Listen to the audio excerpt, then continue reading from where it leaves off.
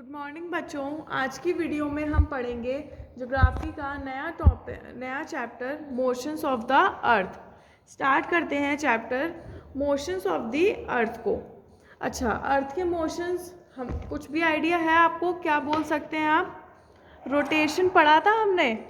Rotation क्या होता है, रिवॉल्यूशन क्या होता है। रोटेशन से तो आप फेमिलियर हैं, अभी पिछले वाले चैप्टर में। देखिए, ये है आपका ग्लोब, ठीक है। इस पे जो ये जो ऐसे रोटेट कर रहा है, घूम रहा है वेस्ट से ईस्ट में, इसको बोलते हैं रोटेशन, ठीक है। अब एक एग्जांपल से मैं आपको बताती हूँ। जैसे कि ये है आपका सन, ठीक है, ये है आपका सन और ये रही ऑर्बिट जिस पाथ पे ये घूम रहा है। तो इस पाथ पर जो ये अर्थ रिवॉल्व करेगा, चलेगा, उसे बोलते हैं रिवॉल्यूशन। उसको क्या बोलते हैं? रिवॉल्यूशन। जो ये ऐसे चलेगा उसको बोलते हैं रिवॉल्यूशन। और रोटेशन बोलते हैं, जैसे ग्लोबल ये अपने में जो ये वेस्ट से ईस्ट ऐसे घूम रहा है, इसको बोलते हैं रोटेशन। तो ये रोटेट और रोटेट करता हुआ रिवॉल्यूशन ले रहा है किसके अराउंड? सन के अराउंड। समझ गए? तो ये दो टॉपिक थे आपके, रोटेशन और रिवॉल्यूशन। ये दोनों आपको आने बहुत ज़रूरी थे। तो अर्थ के दो टाइप के मोशन होते हैं, एक होता है रोटेशन, दूसरा होता है रिवॉल्यूशन। रोटेशन मतलब क्या होता है? Movement of earth on its axis. Rotation में क्या हो रहा है? अर्थ मूवमेंट कर रहा है अपने एक्सिस पे। जैसे ये इसका एक्सिस है, ये एक्सिस है अर्थ का, और ये एक्सिस पर रोटेट कर रहा है, अपने एक्सिस पर ये रोटेट कर रहा है। और रिवॉल्यूशन मतलब होता है movement of earth around the sun in a fixed path is known as orbit. जो मूवमेंट होता है अर्थ का सन के अराउंड, ठीक है, एक फिक्स्ड पाथ में, उस पाथ को आप क्या बोलते हैं? ऑर्बिट, ठीक है। उस रास्ते को हम ऑर्बिट बोलते हैं जिस पाथ पर ये मूव कर रहा होता है, ठीक है। तो इस पाथ को आप क्या बोलते हैं? ऑर्बिट बोलते हैं। तो सन, जो हमारा ये अर्थ है वो सन के अराउंड ऐसे रिवॉल्यूशन करता है, ऐसे करके, किस पाथ पर? ऑर्बिट पर, ठीक है। किसके अराउंड करता है? सन के अराउंड करता है। तो ये दोनों टॉपिक्स क्लियर हुए आपको? क्या होता है, क्या होता है रोटेशन, क्या होता है रिवॉल्यूशन। आगे बढ़ते हैं।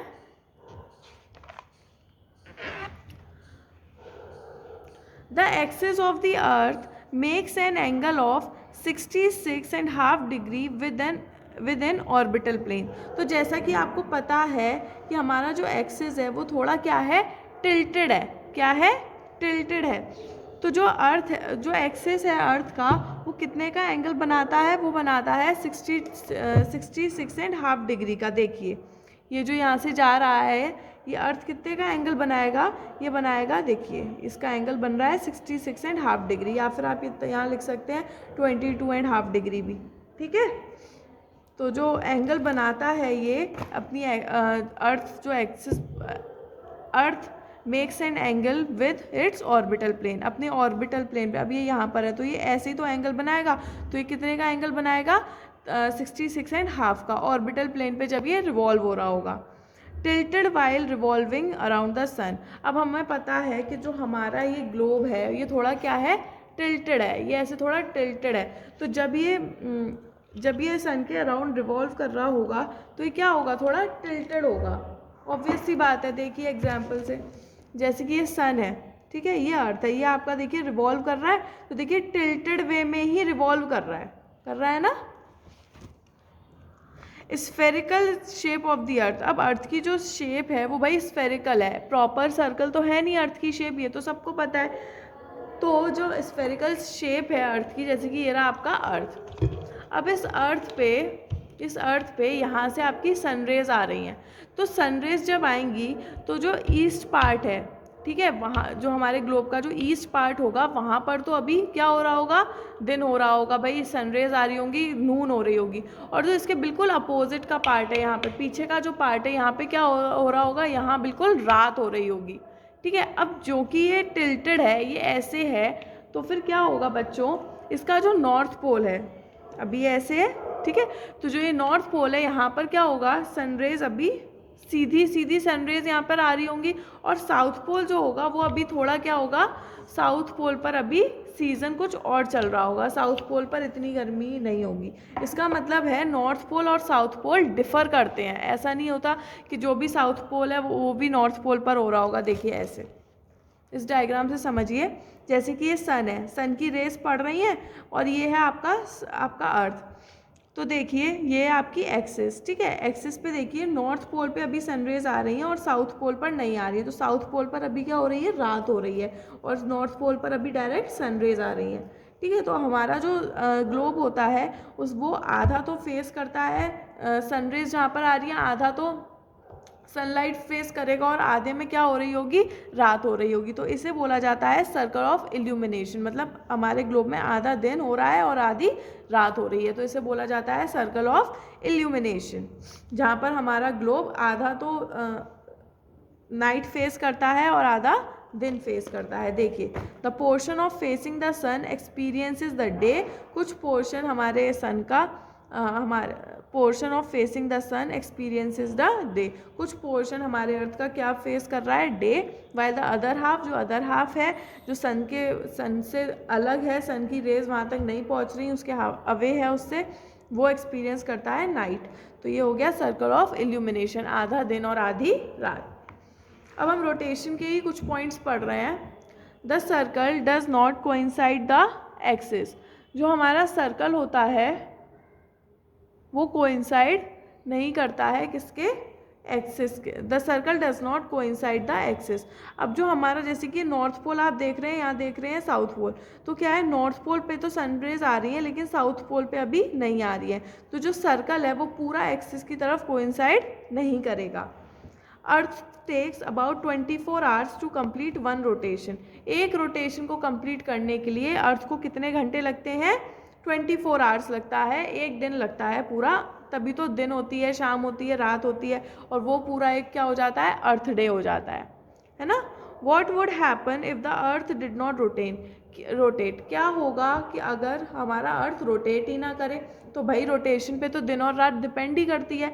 अब जैसे कि रोटेशन ना हो तो जहाँ दिन है वहाँ दिन ही रहेगा, और जहाँ रात है वहाँ रात ही होती रहेगी, जिससे क्या होगा बच्चों, जहाँ पर रात है वहाँ पर क्या होगा, जो वेदर है, आप बोलेंगे मैम रात है हम लाइट जला लेंगे, लेकिन नहीं, आपका जो वेदर है वो क्या होगा, धीरे धीरे धीरे धीरे नीचे आता जाएगा, और ठंड क्या होगा, बढ़ती चली जाएगी। आप जो प्लांट्स होंगे उन्हें सनलाइट नहीं मिलेगी, तो वो चीज़ आपके प्लांट्स नहीं रहेंगे, सब चीज़ें ख़त्म होती जाएंगी। तो मतलब एक्सट्रीम कोई चीज़ अच्छी नहीं होती है, और ऐसी जहाँ पे सनरेज है वहाँ पर एक्सट्रीम गर्मी होती चली जाएगी, और वहाँ पे मतलब डिहाइड्रेशन, पानी सूख जाना, पानी नहीं मिलना, इस तरीके की वेदर लोग फेस करेंगे अगर हमारा रोटेशन अर्थ का नहीं होगा। तो एक्सट्रीम कंडीशन रहती है, लाइफ इम्पॉसिबल होगी अगर ऐसा कुछ हुआ तो। आगे पढ़ते हैं रिवॉल्यूशन। रोटेशन टॉपिक समझ में आया, अब revolution phenomena related to it takes about 365 days to complete around the sun। तो जो रिवॉल्यूशन, जैसे कि ये हमारा ग्लोब है, जैसे कि ये ग्लोब है, और ये जो ग्लोब है ये सन का ये पूरा जो चक्कर लगाता है ना, इस पूरे चक्कर, एक चक्कर को कंप्लीट करने के लिए 365 डेज लगते हैं। कितने डेज लगते हैं, 365 डेज, मतलब पूरा एक साल। 6 hours saved every year are added. अब क्या होता है, अब ऐसा तो है नहीं कि पूरे हमने गिन लिया है 365 डेज ही लगेंगे, नहीं, पूरा एक रिवॉल्यूशन कंप्लीट करने में 365 डेज और कुछ 6 आवर्स और लगते हैं, ठीक है। तो वो 6 आवर्स क्या होते हैं, जैसे कि 365 डेज कंप्लीट हो गए तो आगे वाला जो साल है उसमें 6 आवर्स ऐड हो गए, फिर जो आगे वाला साल होगा उसमें 6 आवर्स ऐड हो जाएंगे। तो ऐसे तो 10 साल में हमने 10 दिन बेकार कर दिए, लेकिन नहीं, ऐसा नहीं करते हैं। जैसे कि इस साल के 6 घंटे बचे, अगली साल के 6 घंटे वहाँ पे ऐड हो गए, फिर अगली साल के, फिर अगली साल के। तो 4 साल में एक बार क्या आता है, लीप ईयर आता है, मतलब एक दिन ज़्यादा बनाया जाता है। हमारे फरवरी महीने में 28 डेज़ होते हैं, तब वहाँ पे 29 डेज़ बनाए जाते हैं। हमारा साल का 366 डेज़ होता है। समझे आप कि 366 डेज़ क्यों होते हैं, लीप ईयर क्यों आता है? वो इसलिए आता है क्योंकि जो हमारा अर्थ है वो सन के अराउंड रिवॉल्व करता है, और वो रिवॉल्यूशन कंप्लीट होता है अप्रॉक्स 365 को और आगे 6 आवर्स में, ठीक है। तो 6 आवर्स जो होते हैं वो हम ऐड करते रहते हैं, और 4 साल में वो कितने हो जाएंगे 6 आवर्स, 4 साल में हो जाएंगे 24 आवर्स। तो 24 आवर्स का हमने बना लिया एक दिन, तो वो एक दिन 4 साल बाद हम ऐड कर देंगे अपने उस साल में। ऐसे ही 4 साल बाद एक लीप ईयर आता है। वही लिखा है 6 hours saved every year are added to make one day 24 hours over a span of 4 years. In every 4 years there is a year with 366 days. Her 4 year के बाद एक दिन आता है, एक साल आता है जिसमें कितने होते हैं 366 डेज होते हैं, और उसे क्या बोला जाता है लीप ईयर बोला जाता है। आगे पढ़ते हैं। The earth is going around the sun in an elliptical orbit. जो अर्थ है वो सन के अराउंड घूम रहा है, कैसी ऑर्बिट में, इलिप्टिकल ऑर्बिट में। तो इलिप्टिकल ऑर्बिट समझिए, इलिप्टिकल ऑर्बिट क्या होती है, जो अंडे का शेप होता है, अंडे का शेप होता है एक तरीके से, ओवल शेप होता है, इस तरीके से ही ये जो पाथ है, ये जो ऑर्बिट है, इसको इलिप्टिकल ऑर्बिट बोला जाएगा, जिसमें अर्थ रोटेट करता है सन के अराउंड। तो इलेक्ट्रिकल ऑर्बिट जो होती है वो थोड़ी क्या होती है, इंक्लाइंड होती है। तो इंक्लाइंड हमने देखा ही था थोड़ी, क्योंकि एक्सिस क्या है, हल्का सा टिल्टेड है। तो रिवॉल्यूशन से क्या होता है, हमें सीजन्स पता चलते हैं, summer, winter, spring, autumn. Revolution से हमें सीज़न पता चलते हैं, सीज़न समझ में आते हैं, और रोटेशन से हमें डे नाइट समझ में आते हैं। अब देखिए 2 टॉपिक पढ़ेंगे, समर सोलिस्टाइस और विंटर सोलिस्टाइस। समर सोलिस्टाइस और विंटर सोलिस्टाइस समझिए। Summer in northern hemisphere. तो देखिए ये रहा आपका क्या कहते हैं अर्थ पर देखिए नदर्न हेमिस्फीयर में क्या हो रहा है, अभी समर चल रहा है। क्या चल रहा है, क्योंकि ये देखिए यहाँ पर क्या है, अभी डायरेक्ट सनरेज आ रही हैं।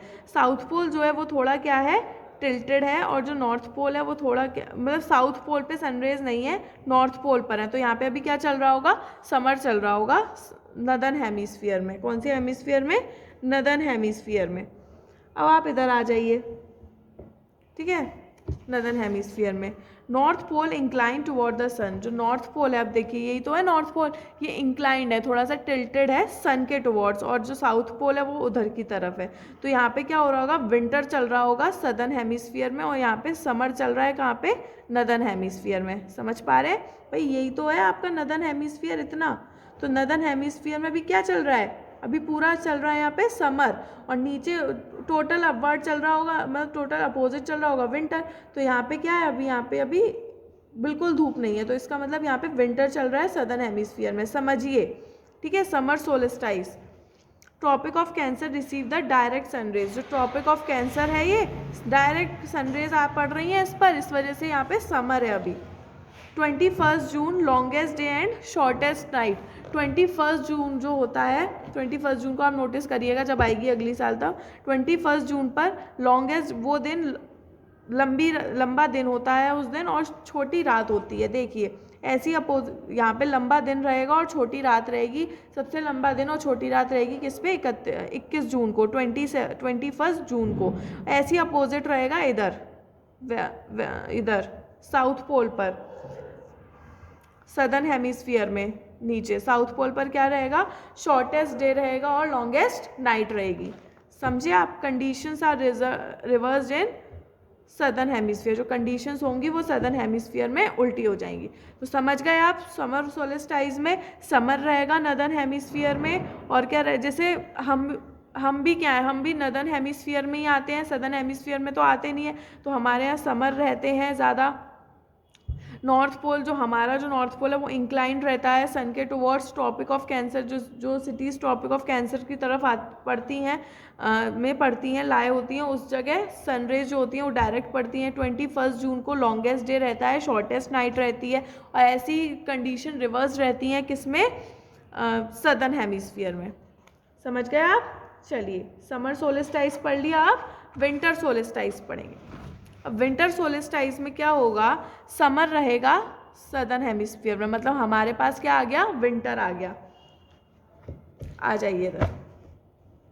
अब जब हमारा जो अर्थ है वो यहाँ पहुँचेगा, तो देखिए अब जो नदर्न हेमिस्फीयर है वो यहाँ पर है, और सदर्न हेमिस्फीयर पे डायरेक्ट सनरेज पड़ रही है ट्रॉपिक ऑफ कैप्रिकॉर्न पर। इसका मतलब हमारे यहाँ क्या चल रहा होगा, नदर्न हेमिस्फीयर में अभी चल रहा होगा विंटर, ठीक है। और और जो सदर्न हेमिस्फीयर है उसमें क्या चल रहा होगा, अभी समर चल रहा होगा। तो विंटर सॉलिस्टाइस क्या होता है, जहाँ पर समर चल रहे होते हैं, किधर, सदर्न हेमिस्फीयर में। तो आप कंफ्यूज मत हुइएगा हम नदर्न और सदर्न में। देखिए हमने बोला समर चलते हैं सदर्न हेमिस्फीयर में, कब, विंटर सॉलिस्टाइस में, और समर चलते हैं जब नदर्न हेमिस्फीयर में, तो वो होता है समर सॉलिस्टाइस। समझ गए आप, नदर्न और सदर्न में कंफ्यूज मत हुइएगा। जब समर पड़ता है नदर्न हेमिस्फीयर में तो होता है समर सॉलिस्टाइस, जब समर होता है सदर्न हेमिस्फीयर में तो होता है विंटर सॉलिस्टाइस। ठीक है, जब समर जो होता है वो कहाँ पर होता है, नदर्न हेमिस्फीयर में होता है। जब समर नदर्न हेमिस्फीयर में होता है तब समर सॉलिस्टाइस होती हैं, और जब समर सदर्न हेमिस्फीयर में आ जाता है तो क्या होती है, विंटर सॉलिस्टाइस होती है, क्योंकि हमारे पास तब तो विंटर हो रही है इस वजह से। ठीक है, तो ये देखिए ये यहाँ पे क्या है, सदर्न हेमिस्फीयर में ये रहा साउथ पोल आपका, तो यहाँ पे ट्रॉपिक ऑफ कैप्रिकॉर्न पे डायरेक्ट सनरेज आएंगी, और जो ये 22 दिसंबर होगा इस दिन लॉन्गेस्ट डे रहेगा और शॉर्टेस्ट नाइट रहेगी सदर्न हेमिस्फीयर में। समर होगा सदर्न हेमिस्फीयर में, Tropic of Capricorn receives the direct sunrays and the south pole is tilted toward the sun. हमें पता है जो साउथ पोल होगी वो टिल्टेड होगी सन के टुवर्ड्स। 22 दिसंबर को क्या होगा, लॉन्गेस्ट डे होगा और शॉर्टेस्ट नाइट होगी। ठीक है, कहाँ पर, सदर्न हेमिस्फीयर में। अब इधर आ जाइए, जब ये ऐसे रोटेट कर रहा है आपका अर्थ जब ये रोटेट कर रहा है तो ऐसे ऐसे जब ये यहाँ पर आएगा तब सन क्या करेगा, सन हमारा जब ये सन यहाँ पर दे रहा है तो यहाँ पर इसे सिर्फ एक ही चीज़ दिख रही है। ठीक है, एक ही आधा ही हेमिस्फीयर दिख रहा है, ऐसे ही इधर ही इसको आधा हेमिस्फीयर दिख रहा है। एक टाइम ऐसा आएगा कि इसे हमारा पूरा अर्थ दिखेगा, इक्विनॉक्स होगा वहाँ पर कि इसे एक्सिस दिखेगी, और एक्सिस का इधर का पार्ट और इधर का पार्ट दोनों सेम वहाँ पर दिखेंगे। देखो अभी सनरेज यहाँ पर पड़ रही हैं तो उसको सिर्फ ये वाला पार्ट दिखाई दे रहा है, यहाँ का पार्ट नहीं दिखाई दे रहा है। अब हम और आगे बढ़ते हैं, अभी और आगे ऐसे गया, ठीक है, ये ऐसे रिवॉल्व हुआ और ये ऐसे गया।